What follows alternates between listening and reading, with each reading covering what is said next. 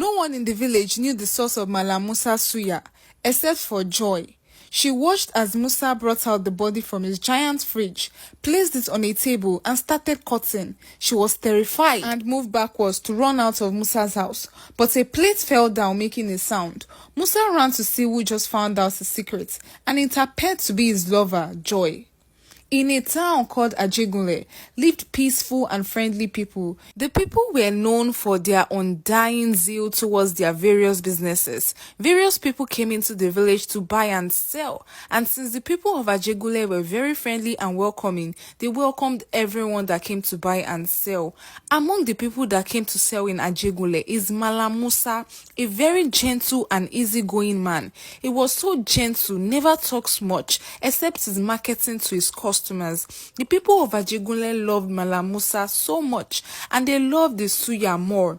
Every time they passed a stall, they were welcomed by the aroma of sizzling beef that pulled people like hands to sugar. The people loved the suya so much. It was delicious, spicy, soft, and very addictive. The people knew there was one secret ingredient Malam Musa had to his suya, but they never guessed right. Malam Musa had so many competitors because of his suya. Ever since they came into the town several years ago, the people abandoned their old suya vendors and made him their favorite. The old suya vendors were so angry, but when they ate a suya, they knew why the people chose him over them. They tried all they could to know his secret recipe, but they never did. They were also bothered about the price of Malam Musa's suya. Apart from the fact that the suya was so sweet and soft, it was so cheap. It made the people so angry at the other suya vendors, calling them greedy and selfish. Thinking they hiked the price of their suya, they made Malam Musa their favorite. His suya was so cheap and delicious. The other suya vendors were confused. How is his own so cheap? How can he be selling so low? Doesn't he want to make any gain? They asked themselves, but they never got answers. Most suya vendors left the business because everyone were buying from Malam Musa. Coming to Ajegunle was the best decision Malam Musa has ever made, according to him. In the previous village he was in, he never made sales like he did in Ajegunle town. The people also liked the taste of his suya, but he hardly made any gain. But ever since he moved to Ajegunle town, his sales rise like never before. People from both far and near visited the village to eat the popular Malam Musa suya. His business grew so much, he started by selling with a table on the village streets. Soon he expanded. He upgraded to a mini shop. He had so many customers. They would line up even before the suya is ready, screaming, "Musa, my friend, na me first reach here, oh. Musa, I want plenty pepper, oh. Musa this, Musa that." The people shouted, begging to have a taste of his suya.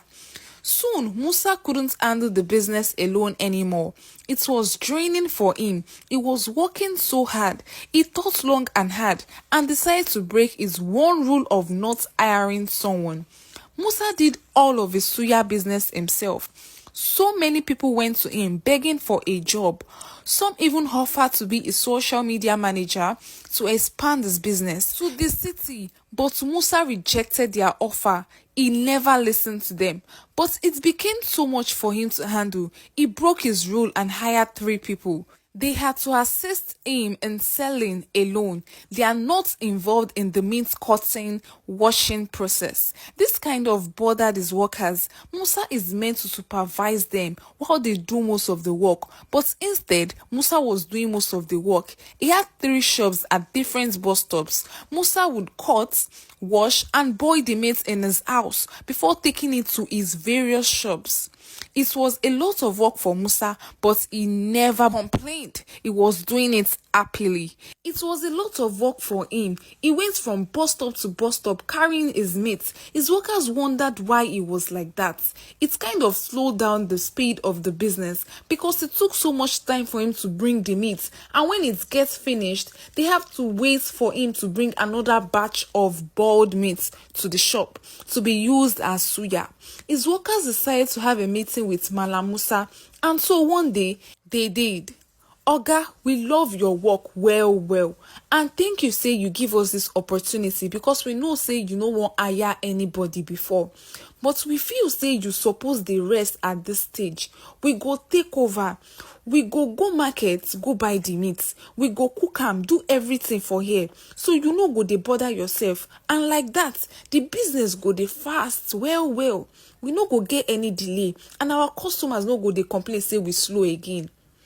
My dear workers, Malam Musa replied, I thank you now well for una hard work, but make una no worry. I go take care of am. Una no fit sabi my secret recipe. If I tell una say make una dey cook the meat before roasting, you people won't get the way I cook my suya. Or do you want my customers to run away from me? No, oga o, they replied. Everything wey we dey say na for the good of the business. And yet again, Musa didn't listen to his workers. But one stubborn worker didn't listen to him too. Dara was bent on following Musa to the market to buy the meat and cook it with him. And so one day, he woke up so early and headed to Malam Musa's house, hoping to follow him to the market. But his plan didn't work out because when he got to Malam Musa's house, he heard him cutting the meat already. Dara was pained. Ouch! He already went to the market, Dara said. He opened his door and met Malam Musa's door opened. Musa was cutting the meat. Oga Musa, what time do you even wake up? Dara asked, hoping to surprise him with his dedication to work and to get into Malam Musa's good books. But instead of that, he saw the other side of Malam Musa that no one has ever seen. Malam Musa was shocked to see Dara in his house. He forgot to lock the door. Dara saw the fear in his eyes and was confused. Malam Musa screamed at Dara, you good for nothing boy. What are you doing in my house? Who gave you the permission to come into my house like this, Dara? Get out of my house and never return. And yes, you are fired. I don't ever want to see you in my shops. How dare he come to my house and ask me what time I wake up? Dara was shocked. He was confused. What did I do wrong? He asked himself. He was only looking out for the good of the suya business, but he got fired instead. Dara was heartbroken. Weeks later, he got a job in another suya spot, the second best suya spot in the village. Bashiru, the CEO of the second best suya spot in the village, was surprised as to why Musa fired Dara like that. After Dara told him the story of how he was fired, Bashiru started wondering, something is wrong with Musa. His ways are not clean. He has known this for a very long time, but had no proof. Dara's encounter with him proved that something is definitely wrong. I will get to the bottom of this, Bashiru said, consoling Dara. It was the chief's birthday. The people dressed in their favorite attire and headed to the palace to celebrate. They danced, ate, and listened to many stories told by the chief. The chief hired Musa as a suya man that day. So many people came to the town because of the chief's birthday. On his birthday, he gives out free food and gifts. They were all looking forward to eating Musa's suya, especially when it's free. Musa was totally drained that day. He worked so hard without rest. After he delivered the boiled meat to his workers, he left the chief's party and went home to rest. Musa was fast asleep when he started hearing, he buys humans. Is that why Isuya is so cheap? What sort of teeth is that? It looks like a human teeth. He thought he was dreaming until he heard a very loud bang on his door. He opened and saw so many villagers throwing sand at him. Malam Musa, tell us the truth. Whose teeth is that? Who did you buy?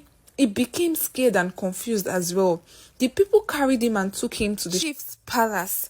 Malam Musa, ever since you came into this town, we've welcomed you and loved you like you are one of our own. Something happened while you were not here. We saw a teeth inside the suya you make. It looks like a human teeth. It doesn't look like that of an animal. So what do you have to say about this? The chief asked. My chief, I love this town like it's my own, and I'll never do such a thing, Malam Musa said, almost crying. This might be a prank or a setup by one of my competitors. As you all know that I have so many enemies in this town. Because of my business, they might have done this, my chief, Musa said, crying.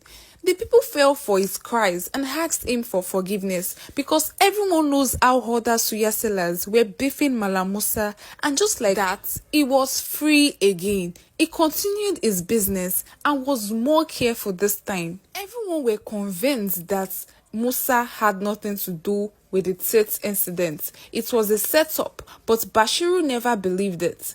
A year after the Tate incident, Musa was on his way to his shop when he sighted a very beautiful lady, a diva, the most beautiful lady he has ever seen. It was love at first sight. The lady Joy laughed at Musa. His mouth was opened and he kept staring at her. Are you going to ask for my number or not? Joy asked Musa. Yes, please. Can you give me your contact? She gave it to him and she smiled, saying, you owe me a lot of suya, Musa. Do you know me? Musa asked excitedly. Yes, I do. You are the most famous suya seller in this town. So why won't I know you? Musa smiled, watching her leave.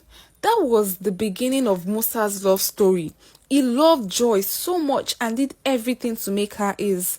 Joy eventually agreed to be his girlfriend, and they started moving around together as a couple. News spread round about Malam Musa's love story. The people were happy for him. It was very genuine on Musa's part, but Joy's love wasn't. And no one knew because she wore a love mask. She was always pretending to be in love with Musa. And Musa did everything for Joy. He bought her so many luxurious gifts. When he met Joy, her dress sense was so bad, but Musa changed her life around. He gave her so much money even if she didn't ask for it. He made Joy a secretary. He was madly in love with her. Some people were even jealous of their love story, as Musa's public display of affection was too much. Joy was happy to be with Musa, but they always argue on the reason why Musa never invites her to his house. My house smells like rotten meat, Joy. I can't let you come there, Musa would always say. But Joy would always respond saying, I don't care about that. Don't worry, okay? Very soon I'll buy a house in your name and then we can spend so much time there together. Just the two of us, okay? That was his excuse all the time. Joy was used to it.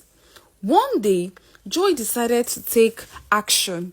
She dressed up and headed to Musa's house. She got there and brought out the key she had stolen from him. She carefully opened the door and stood in a corner peeping. She saw Musa open his giant fridge and bring out a human ham and leg. Inside the fridge were different heads of both men and women.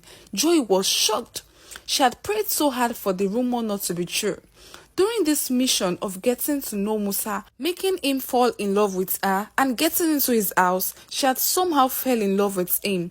She started crying, regretting why she agreed to take up the mission. She moved back and something fell down, making a sound.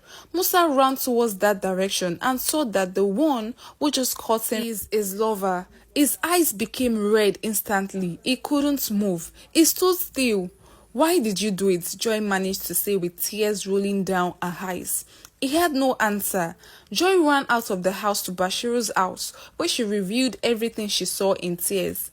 Bashiru immediately went to Musa's house with his men. They saw different human heads inside his fridge, different eyes and skeleton.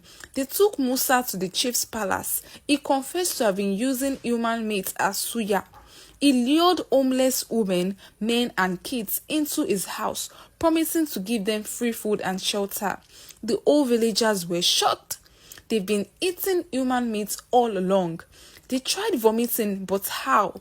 They've been eating the suya for so many years now. Musa was arrested and sentenced to life imprisonment. Joy cried so much. She went for a secret mission, but she fell in love instead. And ever since that day, suya was banned in the town of Ajegunle. The end. Be careful of where you buy your suya. Sorry guys, this is it about this story. Please tell me your experiences with suya and stuff. Not only suya, but food that you bought outside and how it went. Like rumors about food. Like some people, they'll say they bought food from a ghost. Now this one, it was using humans as suya. So let me know what you feel about the story in the comment section. Please do not forget to like this video. Support us by dropping a comment in the comment section, and as usual, I'll reply because I love you guys so much, and I appreciate you for watching my videos, for constantly replying and watching and referring, sharing to people here, because I believe you guys are doing that. So thank you so much, and see you guys on my next story. Thank you. Bye. I love you all.